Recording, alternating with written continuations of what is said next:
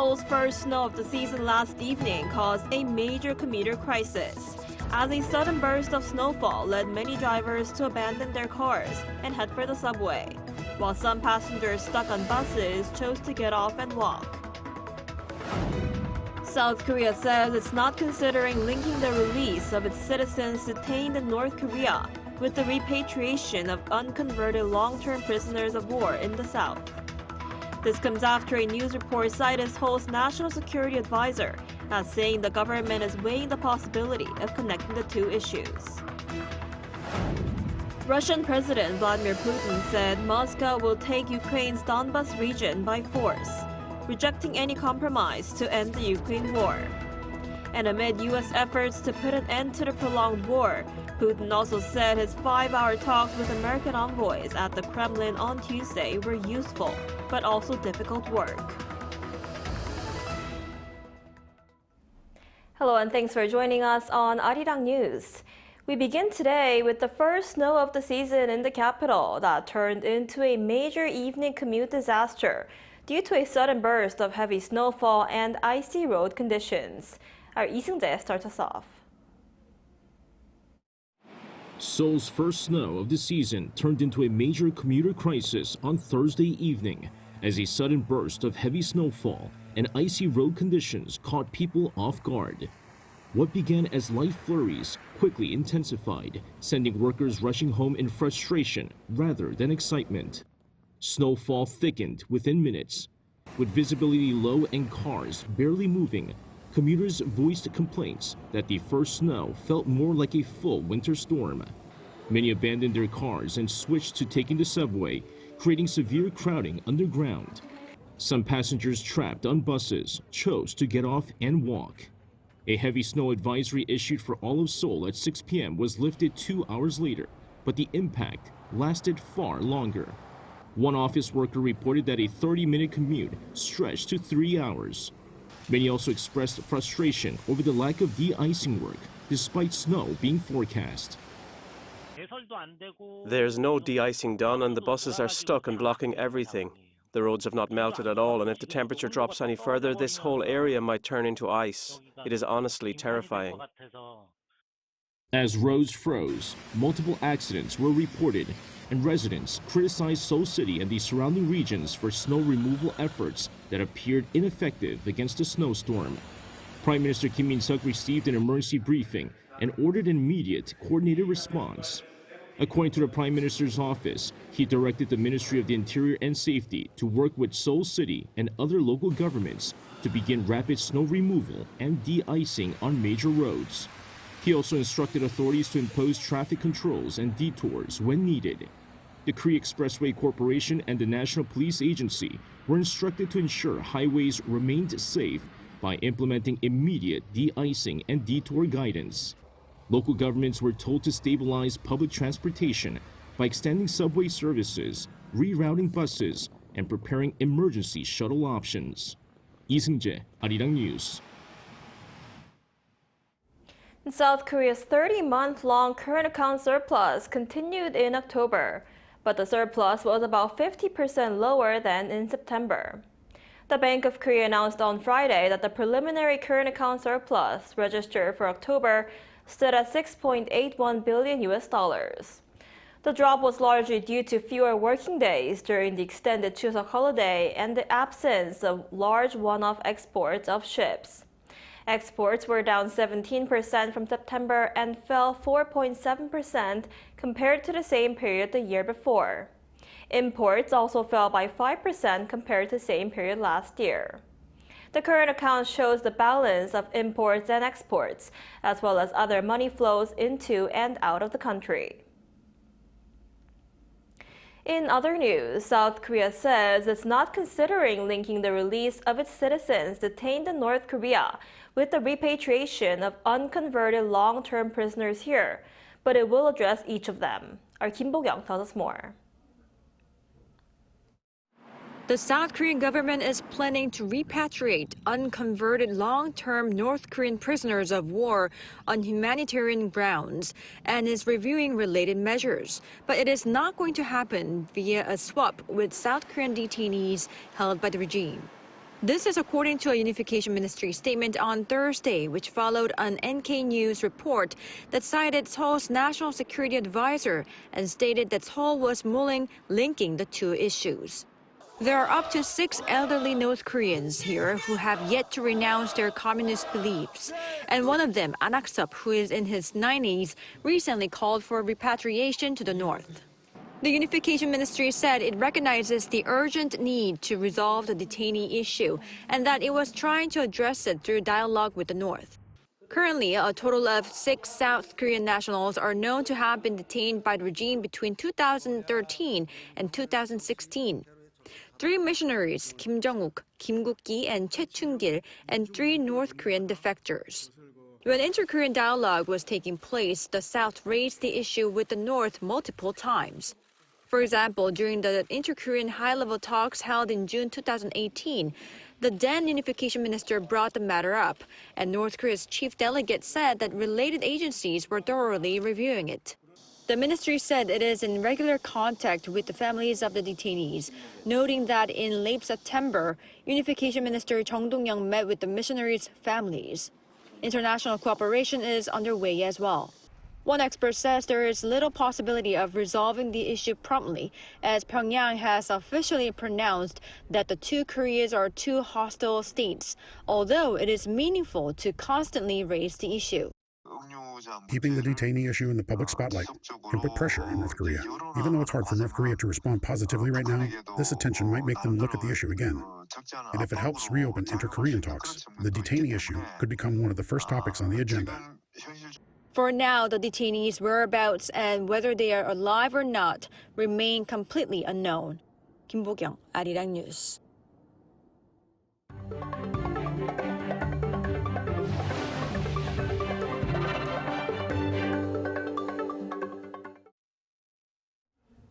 Russian President Vladimir Putin once again threatened to take Ukraine's eastern region by force if Kyiv does not comply to its demands.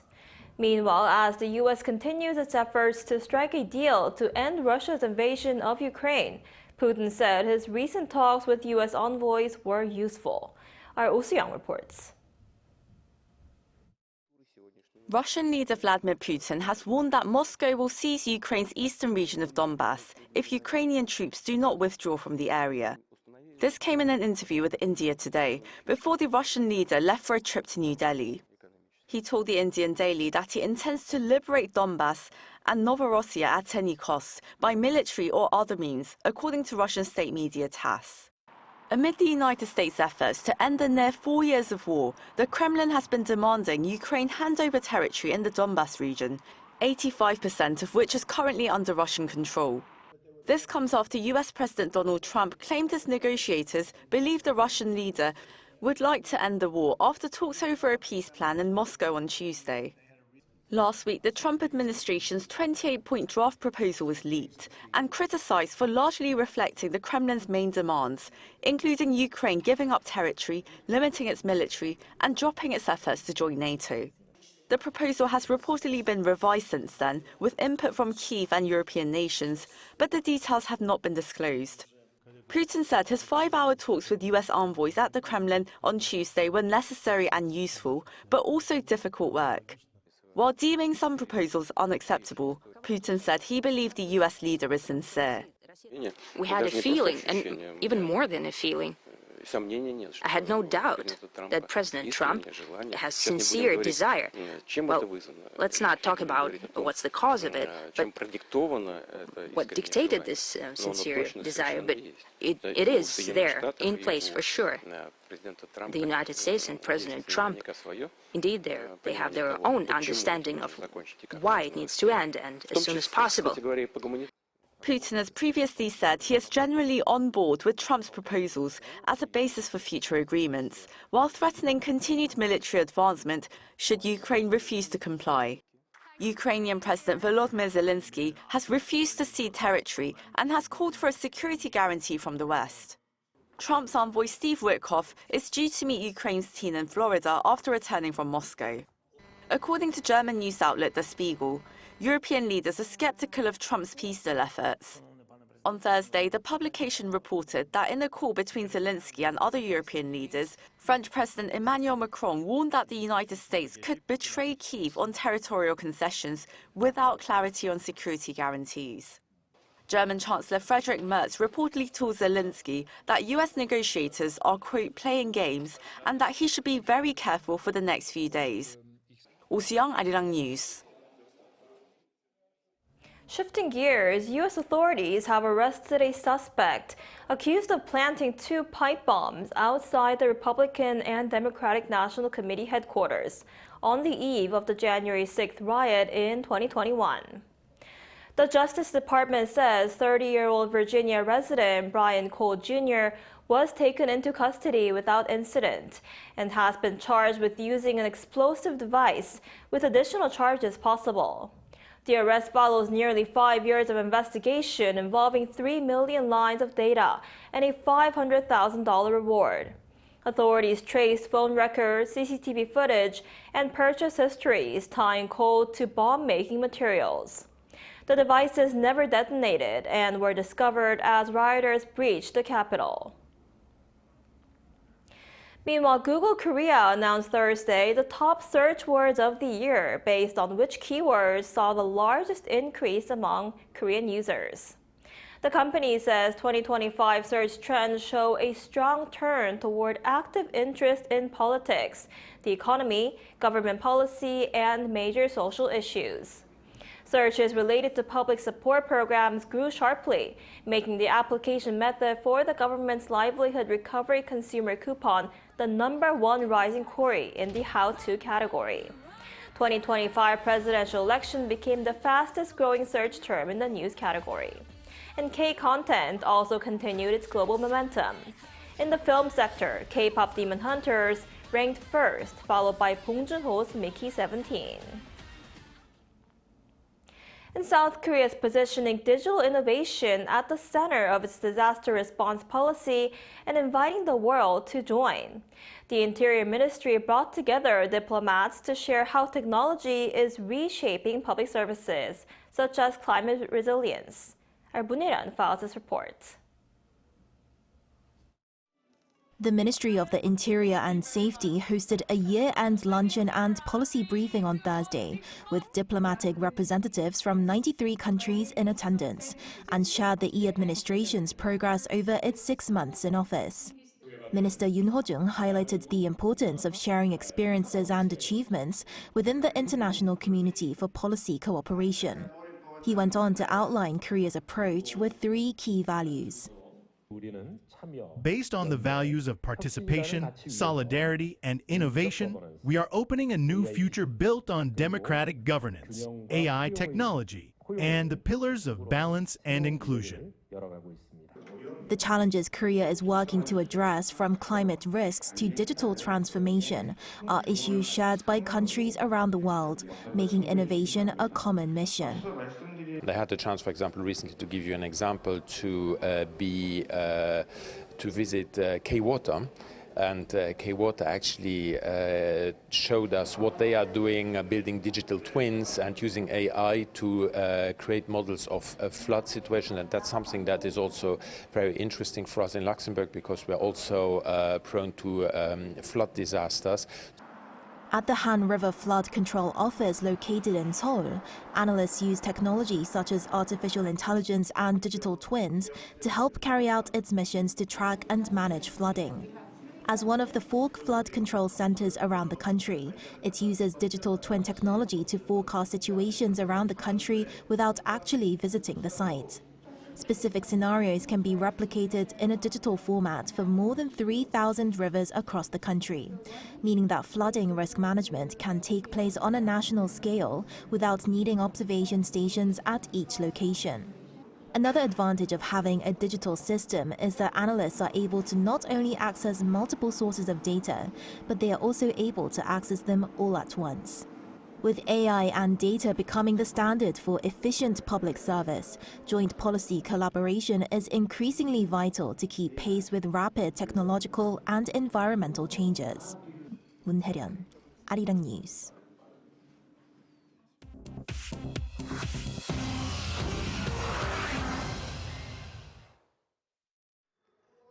This is The World Now, bringing you everything you need to know from around the globe. In Washington on Thursday, U.S. President Donald Trump hosted the signing of a peace deal between leaders of the Democratic Republic of Congo and Rwanda, aiming to end years of conflict in the eastern part of Democratic Republic of Congo. The agreement was endorsed by the Democratic Republic of Congo's President Felix Tshisekedi and Rwanda's President Paul Kagame, alongside several African leaders.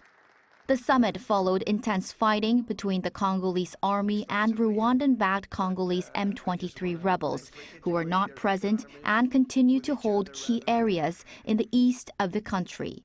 Both sides pledged to address two core demands: disarming the Rwandan rebel group FDLR militia and withdrawing Rwandan troops from DR Congo. Analysts warn a ceasefire is still absent, and M23 expansion remains a major obstacle to lasting peace. Now to Pakistan, where Afghan refugees said Thursday a decision by U.S. President Donald Trump to halt access to green cards, citizenship, and special immigrant visas had left them with no safe pathway out of Pakistan. According to Afghan journalist and human rights activist Ihsan Ullah Ahmadzai, the ruling gives authorities in Pakistan a green light to continue enforcing orders to remove undocumented foreigners, including refugees who wish to relocate to the U.S. In the United States, the Trump administration ordered a pause on immigration processing for 19 travel ban countries on Tuesday, a move that followed the shooting of two National Guardsmen in Washington, D.C. The suspect being held for the attack is an Afghan national. Refugees say the decision places their cases in indefinite limbo, despite many fleeing after the Taliban takeover in 2021. In India on Thursday, Russian President Vladimir Putin arrived in Delhi for his first visit since the war in Ukraine began nearly 4 years ago.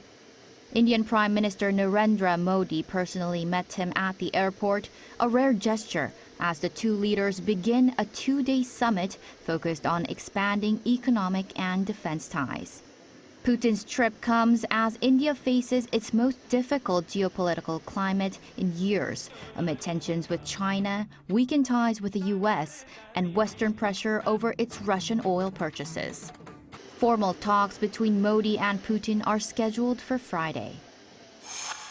Across the world this week, the cold supermoon, the last supermoon of 2025, reached its peak on Thursday. The cold moon will appear bright and full tonight. Astronomers say it is the second biggest full moon of the year and climbs higher in the sky than any other full moon as the winter solstice nears.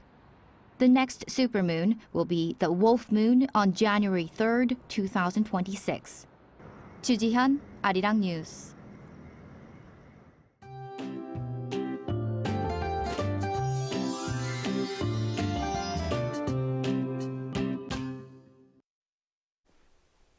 Seoul saw its first snow of the season yesterday, and it was not a gentle start. The snow came down heavily right from the beginning, with a heavy snow advisory issuing for the capital area. And from blizzard chaos to an icy cold morning, the freezing temperatures were causing some headaches for many commuters with the frozen road. And for today, skies will be mostly clear across the country. However, on the East Coast, the air is still very dry with strong winds, so please be careful with anything that could start a fire. And this afternoon, highs will be similar to yesterday. Seoul getting up to 2 degrees, Daegu topping out at 7 degrees. Now the cold will get eased starting this weekend with temperatures recovering to near normal. However, brief snow showers are expected across parts of the central region tomorrow, so please keep that in mind for weekend plans.